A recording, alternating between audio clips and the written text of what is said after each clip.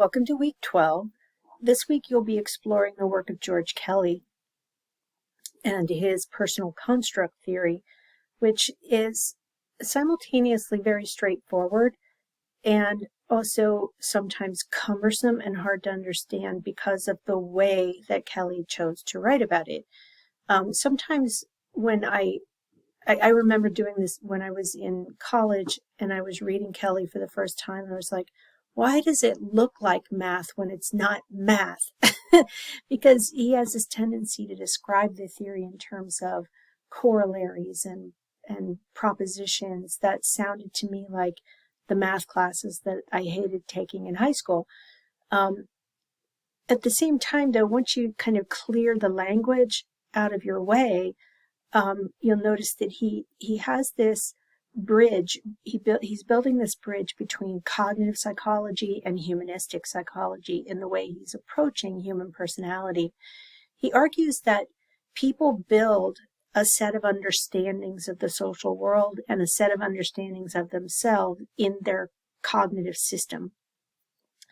And as they grow and develop and experience more things, that cognitive system has to be persistently updated to help the person understand themselves and the world that they live in.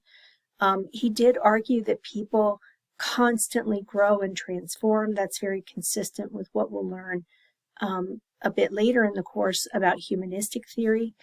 But he also described us as very thought-driven creatures. We systematically, sometimes not so systematically, but we organize the world with thoughts, and we hold those images in mind so that we can tap into that information base to make sense of the world around us.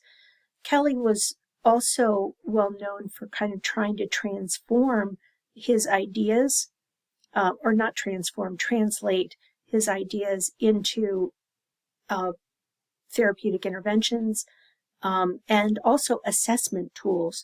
So, Kelly has waxed and waned in terms of his influence, but he's starting to be referred to again in more recent years as being highly influential in the way modern therapists go about their work. So he really kind of reinforced the work of people like the early cognitive behaviorists and early cognitive psychologists to show how applicable these ideas are to understanding the human experience in terms of growth and development.